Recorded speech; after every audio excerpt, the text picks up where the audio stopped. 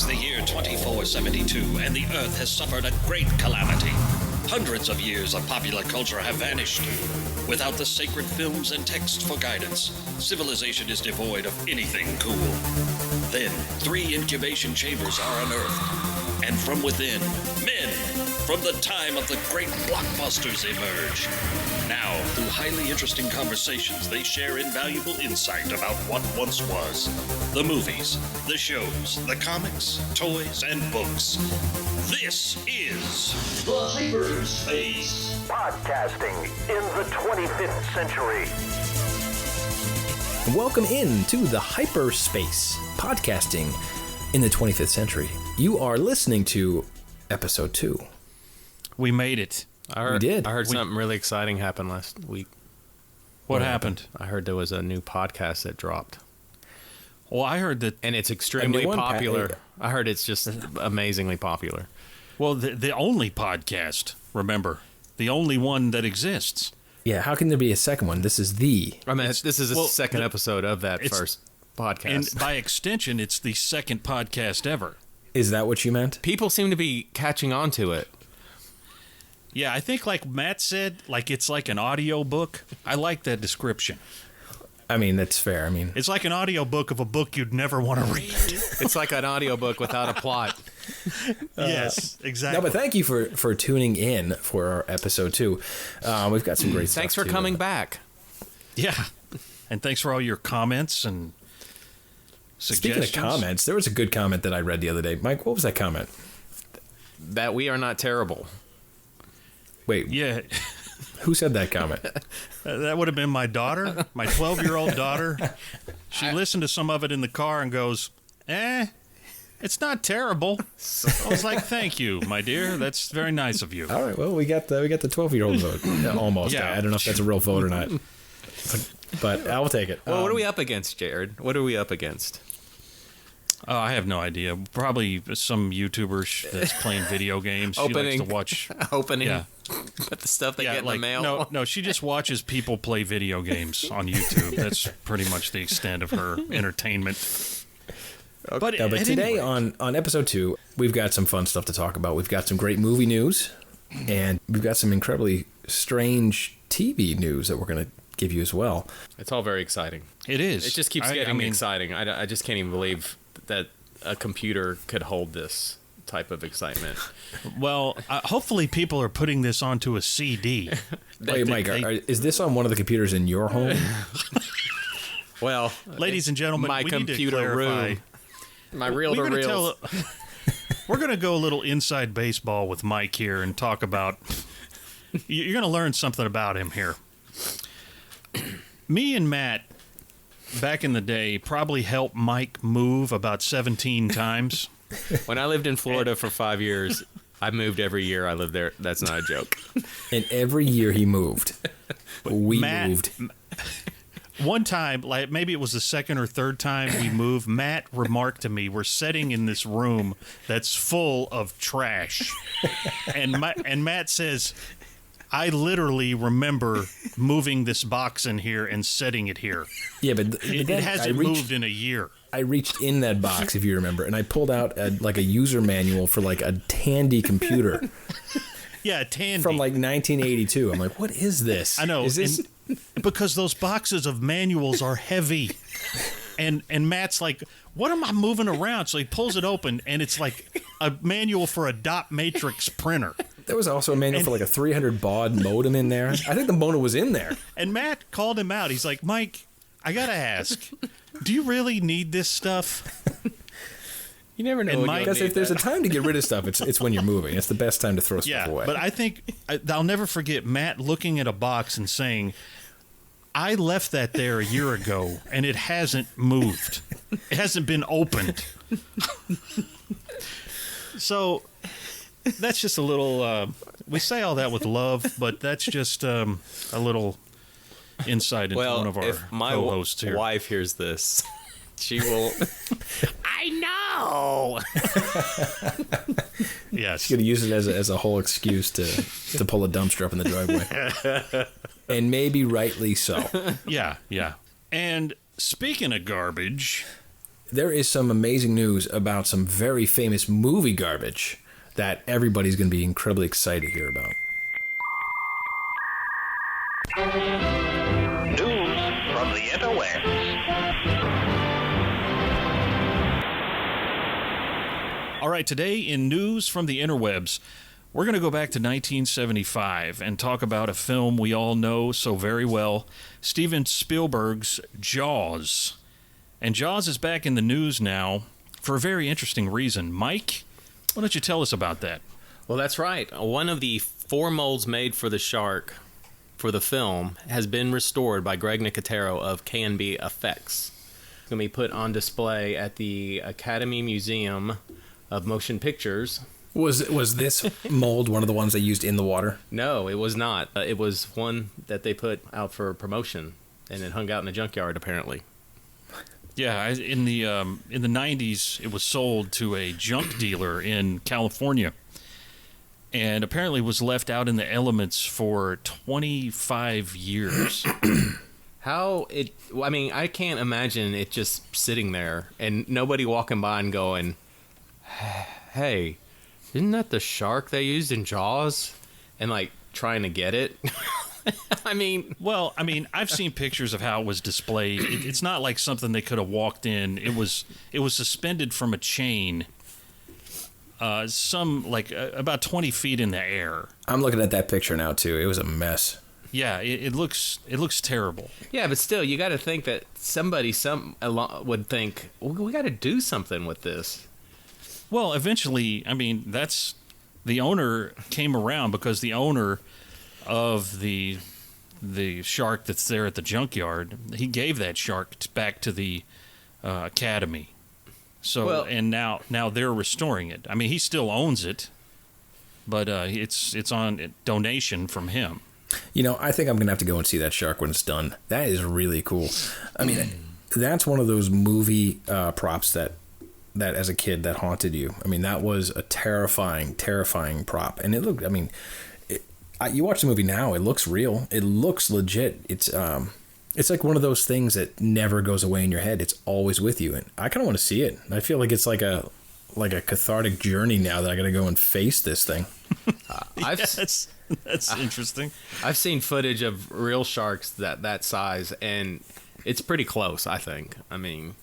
I don't look at those real sharks and think, oh, Jaws doesn't look anything like that. It's usually like, yeah, that's what it looked like. And I don't that's one of those things that, think about the movies you grew up with. That's one of those movies that impacted everybody that saw it. There wasn't a single person that saw Jaws and went home and was like, it's fine, I'm going to go swimming in the ocean and feel completely safe now. Everyone was affected by that. The tourism fell off for the next 2 years up there on the beaches in New England. Shark hunting became super popular after that movie came out. There was hundreds of thousands of sharks over the course of the next 10 years that were taken out of those waters because of how popular shark fishing got from that movie. It was insane the impact that movie had. And that prop, even though it might not have been in the water, that is one of the most poignant pieces of tangible film history that anybody can go and see. It's amazing. Yeah. I agree. I think it's got the pedigree, like you said, even though it wasn't in the water. Yeah. It was created at the same time as the 3 sharks that were in the water from the same mold. So it essentially, I guess, has, the same parent. So it's awesome. And yeah, cool. I don't know what happened to that mold. I would assume by now the mold is long gone. So this is a true piece, like the last remaining piece of film history from that movie. I know a lot of things from Jaws are disappearing. And it was also the first summer blockbuster.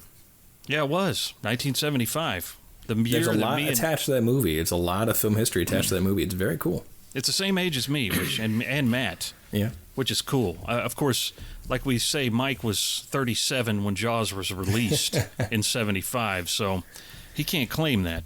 We'll put up some pictures of the progress of the shark too. As we hear more, we'll put progress up. And I'm sure we'll get a documentary. There'll be a documentary about it coming out. Oh yeah, sidebar before we finish this segment, the documentaries on the Blu-rays and going back to the laser discs of Jaws are fantastic. Which I had. And fortunately, they've been transferred over in subsequent video releases. But it's one of the best movie documentaries I've ever seen. Still. Yeah. Still. And it's the only time I've heard Spielberg use the F word in any interview that I've seen him in.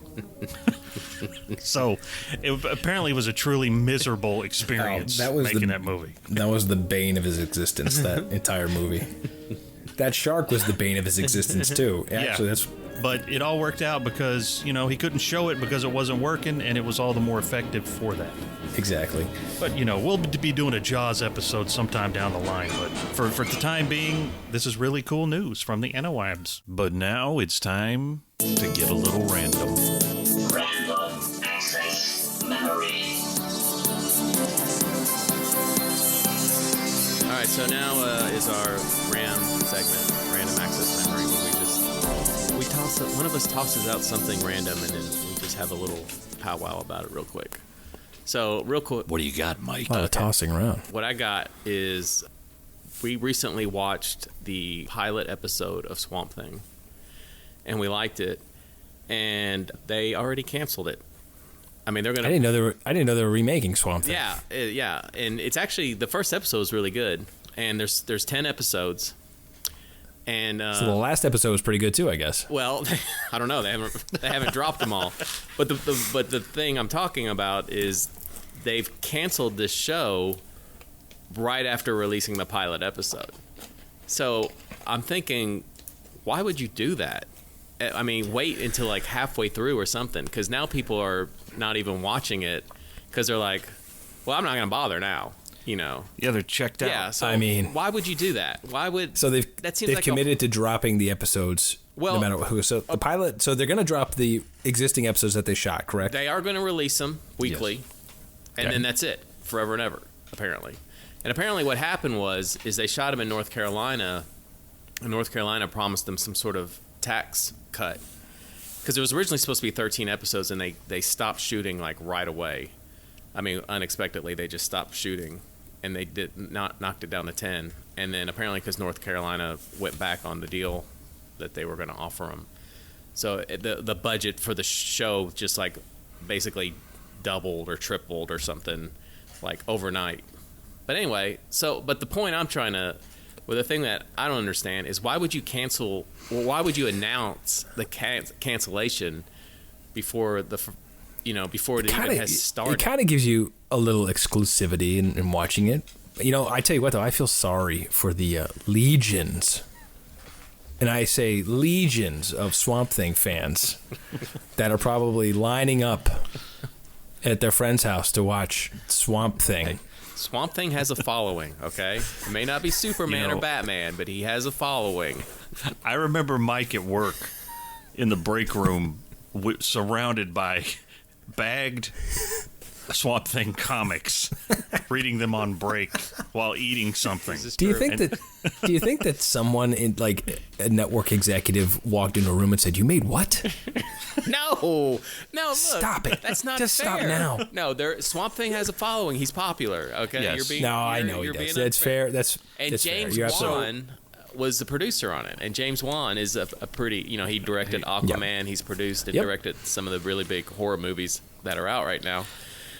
I just don't understand why you would do that. Why would you? I guess why would you? It's got to be a budget thing. It has to be a budget thing. But why they have would you to announce it? Just don't say anything. Well, didn't they do that with the Netflix Marvel shows like Daredevil? Yeah, but it already run Punisher. for a couple seasons. I mean, the first episode has dropped. That's it. And they said it's almost like they're mad at the show. Like you're like, well, don't get too attached. Well, you never know what kind of dynamics happen there too. But I mean, they may have been fishing for some internet rage to try to have some campaign to save it with, like what Matt said, the legions of Swamp Thing fans. It's a slow burn. It's a slow burn. Because it happens these days that shows get a second life in the streaming realm when they're canceled because fans want to see more. But now, but the point I'm trying to make is there are people who are not even going to watch it now. Because people are so, like, how people want to, like, latch on to something and hope that lasts forever. And it's like, well, I'm not even going to bother watching. Listen. Not everybody has a Swamp Thing tattoo on their back. You know, not everybody's that dedicated. So, I mean, this is really going to be for the fans, man. This is going to be for the legions. Well, to give my impression of Mike's question, I don't know why you would do that. I think, you know, it makes way more sense, even if you know. I mean, sometimes the people don't know that they're not going to continue the show. It'd be like if you went on a date, and the first date, the girl gets in your car, and she goes, just so you know, I'm going to go on this date with you, but we will never go out again. And you're like, why don't you just stay here now? What's the point? Well, I mean, I guess it depends on what she promises on the date. But I don't know why they would do that. Like I said, maybe to try to mobilize the fans, Swamp Thingies, to try to save it. I'll tell you what. Yeah. I'll tell you, because of this news that they have canceled the series, I've now heard about the Swamp Thing series because, to be honest, I didn't even know it existed until you told me it was canceled. So now I'm actually kind of interested to see what they put out. So maybe that was the whole purpose. Anyway, that's all. I just thought it was kind of like I don't know. It just seems like DC doesn't know what they're doing, and this is just like another example. No, of I read today that DC may be pulling the plug on DC Universe. Oh, is that right? Because Warner is trying to create its own streaming service to combat Disney Plus and Netflix, and what's the point? They don't, and the DC stuff is costing them a lot of money, and it's not sustainable if they also want to have a big. My gosh, what a train wreck! Yeah, totally. Well, my condolences for your series. I think you should, Matt. I think you should watch the pilot episode. Yeah, I'm gonna watch it. I'll be honest. I'm gonna watch it now. I'm curious. You got me piqued. My interest is piqued. I'm gonna watch it because it was actually good. I mean, it was. I watched it with my wife, and after the episode was over, she's like, "Well, I thought I was gonna hate that, but I actually enjoyed it." So, that's look. I'll give it a shot. All right. How bad could it be? So, rest in peace. Tired of your negativity. I'm not being negative. I'm not being negative. Whatever. Let's start the next segment. Long ago, in a galaxy far, far away, the Star Wars saga began, and Kenner continues the excitement. He-Man. If He-Man, Skeletor, and Castle Grayskull, you have to put the castle together. We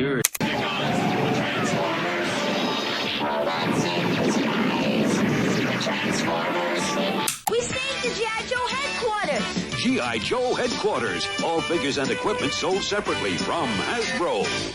All right. Today on the podcast, we're going to be talking about the toys we liked as children. I mean, we all have kids. I think we're in agreement that, I mean, most of their toys are hot garbage. It's funny. I'm sure every parent says that their toys are better, but I disagree. Their toys are way better than my toys. Are you serious? Are you kidding me? Have you seen like that? Did you remember that year that got them that Batmobile that transformed into a robot? No. Okay, you know what? Let's talk about Transformers then, because if you look at which, by the way, it's amazing to think that my kid is playing with Transformers 30 years after I was. I remember when they announced those things, and it was like the most amazing thing on the planet. You're like, wait a minute. Yeah. No, but it's like, if you look at the Transformers they play with now, they're all cheap plastic. They weigh nothing. There's no metal or rubber for the wheels. Yeah, well, the new ones, they're kind of going back to the way they used to make them. If you see the ones, that's because all of the 40-something guys are. Yeah, that's true. But they are doing the classic versions. I know Walmart is specifically selling like Generation 1 Transformer throwbacks. For the Optimus Prime is like $60, and it doesn't even come with a trailer. It's just it's an exact replica of Optimus Prime, but without the trailer for $60. Well, that's the thing about toys now is they're so expensive because of these collectors. But it's funny thinking back to Transformers. As a kid, I had GoBots. Yeah, I don't know if you guys I had a couple GoBots. I had one GoBot. The GoBots were actually first. They were first. The Transformers came out. I remember. Oh no, thank you. I'll pass on the GoBots. Well, it's funny because GoBots had like a cartoon. I had toys. And I remember seeing a preview or, you know, commercial for Transformers thinking, oh, what a ripoff of GoBots. Yeah. And the minute you saw them, you're just like, I can never look at GoBots again. I had one GoBot. That Hasbro bought the GoBots? They actually own the GoBots. So the GoBots are actually Transformers now. There was a side, if I'm not mistaken, there was a side story somewhere in the comics where GoBots and Transformers were in the same universe, if I'm not mistaken. I don't either. But I know that... I think you made that up. Well... I don't think I did. Well, I think from watching The Toys That Made Us, the Transformers were this strange hybrid of different toy lines from Japan that were purchased by Hasbro and then licensed as Transformers in the United States. So like you had a giant jet like Jetfire that was from a completely different toy line. But then you'd have Optimus Prime, who was kind of a medium sized, and then you'd have little ones like Bumblebee and Cliff Jumper and all those guys. And those were from a totally different line. So they were just, it's they had no idea that they were going to, you know, have to make, you know, a story out of these and make these try to fit. But that was how they sold it. That's how they marketed it. Oh, I mean, what you want to talk about the golden age of merchandising with toys and cartoons? Yes. I don't think anything prior to stuff like G.I. Joe and Transformers and He-Man even at the time had that formula so packed down where you could have the toys and the cartoon to go with it and just be a juggernaut of retail sales. I don't think they ever came up with that formula quite as well until the early 80s. No. Well, I think I would say Star Wars kickstarted that. Well, yeah. You're right. They all built to be fair, off of that. But that was a movie, and that was heavy stuff. And don't get me wrong, that was a whole different world. But that's where the toy lines became successful, when they came up with these storylines with the Transformers. Well, because the good guys and the bad guys and the Masters of the Universe. But, you know, the difference is, in my opinion, is that the toys followed Star Wars. And when you start to getting like G.I. Joe and you get Transformers, you get He-Man, the cartoons were designed specifically because all those toy lines were chasing Star Wars. And they said, we can make toys like that, but they need a story to go with them. That's why Star Wars works so well. And that's pretty amazing. Like the story of He-Man is crazy. Like his origin varies wildly because, you know, when they started making He-Man, you know, he had no TV show or movie, and they, you know, included the mini comics inside the packaging that sort of, it gave this story of a wandering barbarian who's given this magical armor by the sorceress. And wasn't it? And didn't they try and take the Conan story and translate that into toys, and it didn't work, and they made it into He-Man, or is that just an urban legend? I think the seed of the He-Man idea was, we're going to make Conan toys, and then, you know, the Schwarzenegger movie came out and it was R-rated and really violent, and we're like, and I thought they probably thought, well, we probably can't market topless female figures to children. Yeah, I mean, I'm sure there was some of that. But He-Man went through several iterations, but the one that's, you know, of course, the well-known one is the Filmation animated show. That's all that mattered. Oh, well, of course. I mean, once that came out, I mean, the toys definitely chased the show. Orko and Prince Adam and all that stuff came out of the show. That's when I think it started to falter, though, because I thought the original storyline for the toys was way more interesting than the crap story that they came up with the cartoon. Like if you followed like the original comic book stories that came in the mini comics. The mini comics are great. Yeah. Well, they started out good, but then they started. Well, then they followed the show, and it. Right, of course. I've got a collection of those mini comics. Yeah. Do you really? Oh, those are great. It's they redid them. They re-released them digitally, and so you can go back and see like almost nude He-Man walking around barefoot as the sorceress gives him his magical armor. You know, when I was a kid, my dad worked for Pepsi, and he had to travel a lot around the world. And he came back from Japan once, and he had, while he was in Japan, purchased a ton of He-Man characters, ton of them. It must have been 20, and because they were so cheap over there, he shipped them back. And I had all these. My brother and I had all these He-Man characters, and we moved a lot as kids. And on one move, the entire box of all her He-Man stuff got stolen. Oh, Every last one. Ridiculous. Yeah, I mean, the comics, the weapons, the characters, the vehicles. Was it a everything mover? I mean, who stole it? I don't know who else it would have been. My parents could have been that cruel and just been like, kick it out now. We'll get rid of him. Oh, like he's playing with big muscular men with no shirts on. Just to end it now.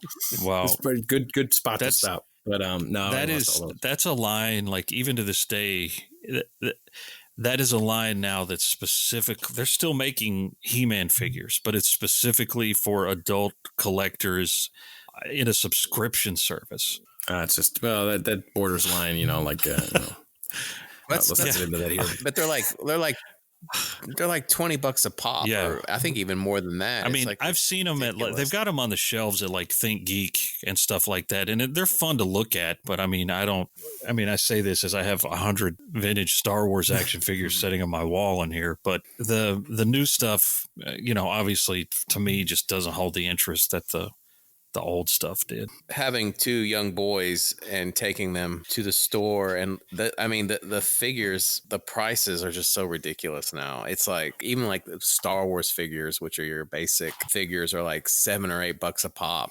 Yeah, but I mean, I've noticed a lot of them though. I mean, you could. That's the normal ones. That's not like the Black Series, which are even more.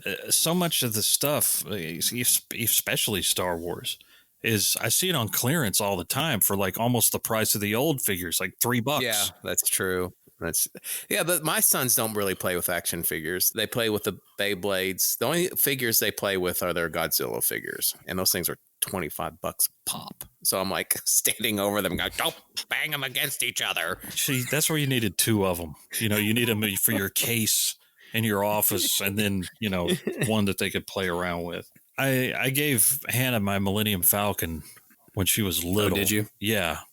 But, now it's back in my possession again because, she doesn't, she no longer has interest in that. But I'm going to throw a random toy that I had out there that you guys may or may not have known in the 80s, but I had a whole box of Constructs. You ever heard of Constructs? Was that like a Erector set? Or is it different? It was? It was kind of like kids that didn't have the patience for Legos or an Erector set and actually want to make stuff that they could play with immediately. Oh, were they metal? No, they were plastic. Like screws? Oh, no, I remember plastic. metal. All those different I'm Googling it and now. you could make something giant that you could play with in like 10 minutes versus a Lego set, which takes you, I remember these. Puberty to get through something. I remember these. I'm looking at them on Google right now. Say it again. Constructs. Construx. I do remember that. I love it. I used to build stuff as big as my room with that stuff. It was great. Yeah, I remember I got an Erector set for Christmas, and my dad liked it way more than I did. Yeah, I was the same thing. My dad he got an Erector set, I think, for himself. Yeah, I think that's what it was, because my dad's a civil engineer, and he was all about putting things together, and I was just like, "Hey, man, can you make me a spaceship?" When I was in college, my buddy was studying to be a civil engineer, and there was a saying "built by engineers and used by normal people." And I think that kind of applies to Erector sets too. It's that could be. That could be. If you really like Erector sets, and that's what you used, you grew up to be a certain type of person. You probably became an engineer. Yeah, and you live in your own. Well, my dad did mention that in the 50s he had an Erector set of his own because they had been making them forever, apparently. So that sounds terrible. It's funny. You look at like Transformers and He-Man. I don't know if G.I. Joe's made the leap, but generationally, there have been toy lines that we played with that kids are still playing with. Legos are the same way. Legos are being played with universally, sure. But there's some things like Erector sets, which they just go to toy hell. Yeah. Here's one to look up that I played with when I had a kid. When you had a kid? No, when I was a kid, look it up so you can see what I'm talking about. It's Pulsar action figure. Pulsar. Pulsar action figure. Yeah. What it was is you opened the shirt. I remember this guy. What is bleeds this? all over. And you could it had lungs. liquid in it, right? If you pushed his back, his lungs would inflate and deflate, and the blood would circulate. I had it, and his head popped open, and you could swap out his brains. There was these little cardboard discs. What? That you would. Yeah, it was awesome. It was a great toy. I wanted Pulsar. I know exactly what you're talking about. This is great. That's horrific. That was one of my favorites. That looks like. He had a villain too, Kypnos, I guess. I didn't have him. I mean, what's his superpower? Disgusting people? Yeah, exactly. I'm going to take my shirt off. I'll take my shirt off, and you'll avert your eyes. It looks like a Migo character that translated over to another company. Yeah, that's really. What do you want to do with this guy? You can buy one, a 1976 Pulsar on eBay for $10. Buy it now. I wonder if it still has the liquid in it. It's all dried out. That is great. But that was his villain. Yeah, so of course the elephant in the room here is Star Wars, and my first Star Wars toy was the X-Wing. Before I even got an action figure, I got the X-Wing. Wow. Yeah, because that's a good way to start out. My mom had actually. This is back in the days when you ordered stuff from the Sears catalog. Love the Sears catalog back then. And so she ordered me an X-Wing fighter from the Sears catalog, and we went to pick it up, and they had mixed it up, and it wasn't there. So she bought me Star Wars sheets instead. And I was like, well, that's cool. But, the same week we went to Kmart. She actually had to pull the trigger on a real X-Wing. So, and then Boba Fett was my first action figure because he looked like, I hadn't seen Star Wars at this point. So this was probably 79 or 80. I was probably 5 years old, but I remember buying Boba Fett because he looked like an astronaut. And that's why I got him. And I'm looking at him right now. I still have him. The same figure. Yeah, the same figure's in my room here. I remember my Boba Fett character. He was one of the first I got. The first one I got was actually Tatooine Luke. And I remember losing his lightsaber in pre-K. And coming home just devastated that he didn't have his lightsaber. The yellow saber that went up the arm. Exactly. But I remember Boba Fett. I can see it like it just happened yesterday. I was when we moved to Florida as a kid. I was 5 years old, so it was 1980. We're staying in Holiday Inn right on Clearwater Beach, and I was playing with Boba Fett in the hotel room's bathroom in the sink, and I lost his gun down the drain, straight down the sink, right down, and I still remember being like, "Oh no!" Yeah, that was the worst. It was the worst because you're like, "There's no way you're getting it back." Yeah, yeah. Your parents aren't going to buy you another figure to get another gun. And now I still remember that. That was devastating. Yeah. Well, I lost a Darth Vader in the Atlantic Ocean. It's probably still out there somewhere. Well, I remember I went to the beach with my family, and I had a friend who was my age, and his family went with us. And I had my Star Wars figures, and my friend was like, "Oh," I had him out in the water with me, and he was like, "Well, let me play with one." I'm like, "No, you'll lose it." And he's like, so he went and told on me, and my mom was like, "You have to let him use your figures too." So I swear to you, we went out, we were in the water for 3 seconds. He had my Darth Vader, and I'll never forget. I can still see it in my head. Him going, no. I lost it. Gone. It was gone. I mean, I stood on the shoreline. You're like hoping it would wash back in, like a message in a bottle. You're like, Vader, where are you? So somewhere out there, probably digesting some. That's very sad. Well, heck. That's terrible. I never got a replacement. Oh, you never got a replacement? No, I never got another Darth Vader. Wow. Well, did you guys? Were you guys into G.I. Joe at all? I had a couple. I didn't have many. I had like one or two. I wasn't like a G.I. Joe collector. Yeah. My brother got into it, and that was sort of the age. That was my age where I was starting to grow out of toys. Yeah.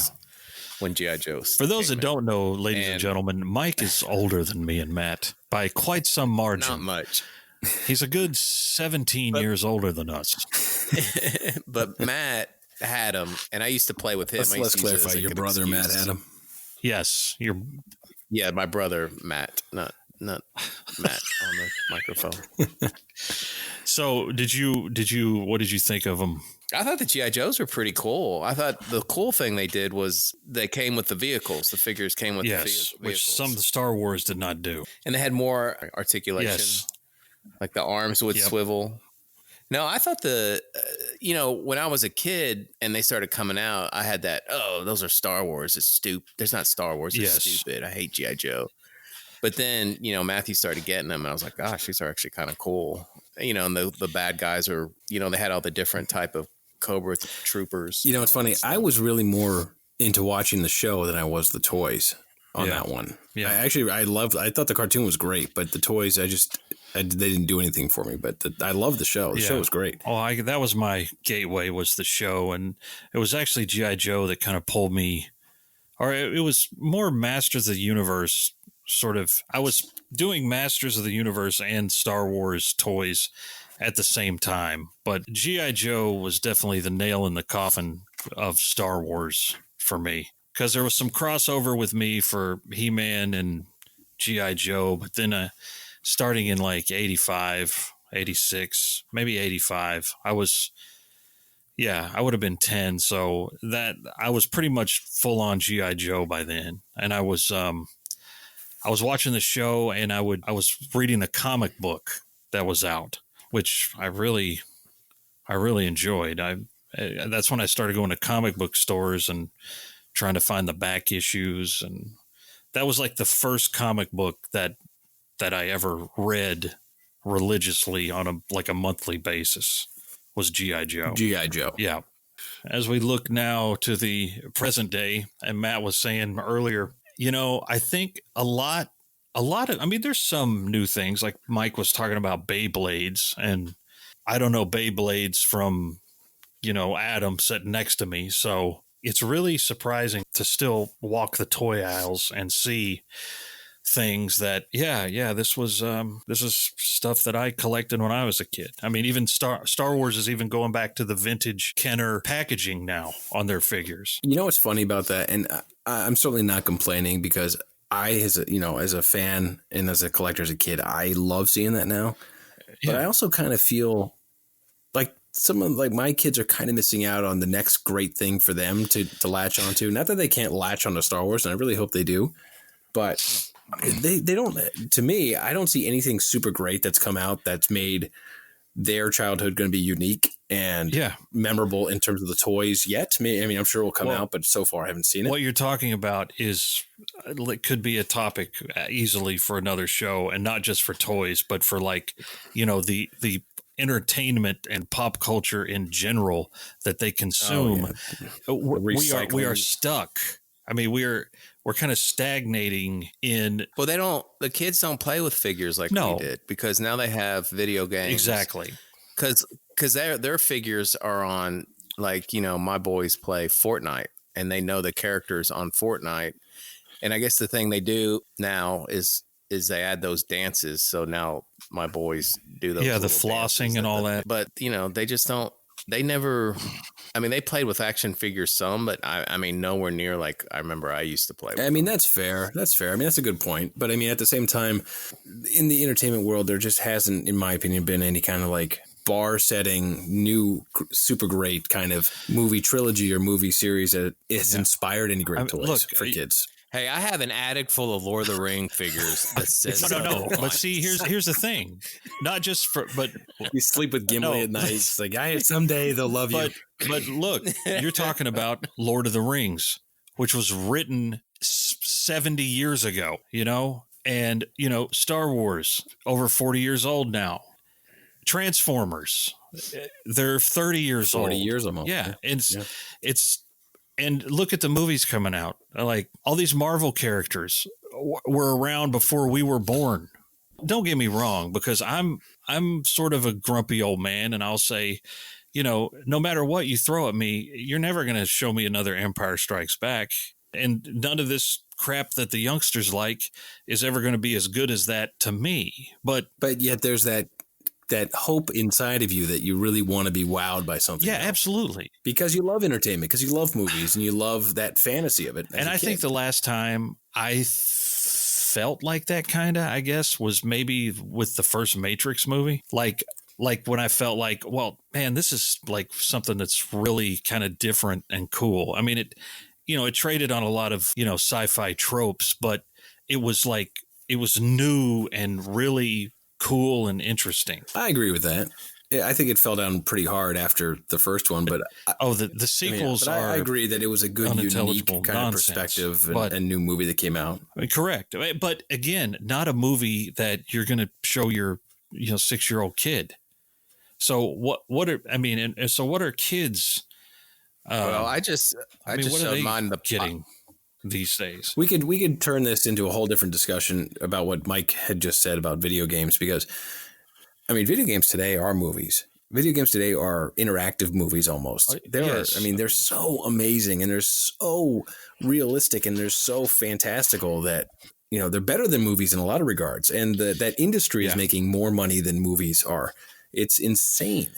And absolutely. Look, if I was a kid and I could watch or play or be involved in a Star Wars movie via a video game, that would have been the best thing in the world. Look, mark my words, before we're too old to do anything, you're going to be able to put on a headset, and as real as you're sitting in a physical place, you're going to be able to get into an X-Wing fighter and fly around. That's the next 10 years. Yeah. Well, as crappy as it looks that's now, where it's the all original heading. Star Wars arcade game was exactly that. You were flying in an X-Wing fighter. Yeah, exactly. And it's funny because we've got this retro arcade here in Tarpon Springs.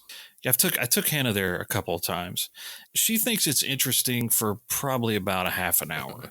And then she's like, man, what is this crap?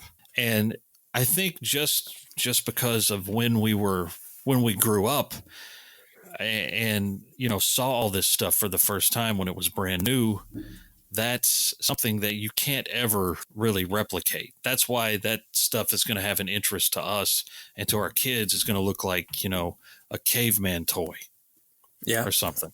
Well, it is a caveman toy. But I mean, and Hannah, my daughter has some interest in it because she was about a year ago all about like old Nintendo games, playing all the old Zelda games and Mario games, and she really loved them.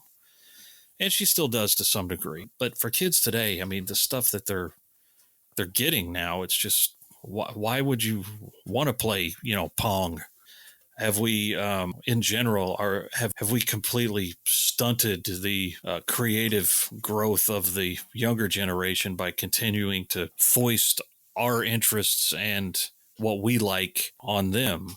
I mean, granted, but we grew up in like the best possible time for movies and toys and all that stuff. I mean, without a doubt. Look at what your parents had. I mean, they had, Roy Rogers and, Flash Gordon on TV. Oh, mighty. My father was terrified of the winged monkeys from Wizard of Oz. Well, you're almost as old as my dad. So dang! We used to watch that. See, before on-demand television, they would show Wizard of Oz on once a year on Easter, and I remember my family. That was like a family event. It was before Matt was born, and the four of us would. My mom would make a big thing of popcorn and would watch it. And yes, the monkeys terrified me. Yeah. I wasn't a huge fan of the Oz's disembodied head. Or when they tore a scarecrow apart, that was pretty traumatizing. I mean, literally his innards were, there's a little bit of me over there. There's a little bit of me over there.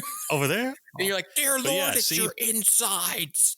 But look, he took that rather well, to be honest. Yeah, but that's something like what Mike was talking about there. Like our kids will have no concept of that. Like appointment television, watching a movie on TV. They watch them on their Kindles. It's funny. There used to be like on like Sunday evening. There used to be on, I forget what channel it used to be, but if you saw that 20th Century Fox come on as a kid, it was going to be one of two things. It was going to be Star Wars, or it was going to be King Kong from 1977. And I was happy with either of those choices. No, I think it was. I was positive. It was Paramount. Was it Paramount? Yes. Oh, well, then it was going to be either that or Raiders, and I was okay with that too. Raiders wasn't 20th Century Fox. No, he means Paramount. Oh, okay. No, but I'm saying you saw those things, but you didn't know what was coming on. I mean, you don't read the program, the TV guide as a kid, sure. So you just were surprised and delighted, and I remember that was great because when we got HBO, because of Star Wars started with 20th Century Fox, that any movie that started with 20th Century Fox was going to be a great movie. But then I remember I watched a movie and I was like, this movie is not good. I don't like this movie. What's going on? This is confusing.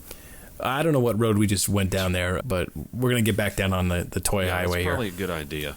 Looking back at my childhood, I thought we had some pretty cool toys. There's still some great toys out there. I'm not going to hate on all the toys out there. There's some cool stuff. I mean, I look at like Hot Wheels, and Hot Wheels has remained consistent. Hot Wheels are still cool, and they still make some great stuff. And I just think that the toys that we had as kids were really awesome, and they just weren't attached to anything except TV shows. They were just cool, man. I just had a great childhood with my toys. Yeah, I agree. I think the thing about our toys is, it really laid the foundation for what you see in the Walmart aisles these days. I do too. I still have. I've spent many hours digging up old toys of mine and reacquiring them at some great expense to myself. So that tells you all you need to know, really. I'm sure we'll be doing a lot more episodes on toys because there's a lot to talk about out there. We just kind of brushed the surface of our childhood here. Now we know. And knowing is half the battle. That concludes episode 2. Thanks for listening, everybody. But you're going to want to come back next week because we got this. Don't know what that is? Don't worry. No one else does either. Well, I know what it is, and tune in next week to find out. You know you can't live without this content, so subscribe to The Hyperspace, podcasting in the 25th century. Follow us on social media, leave us a review, and join us here next time as we take you into the 25th century.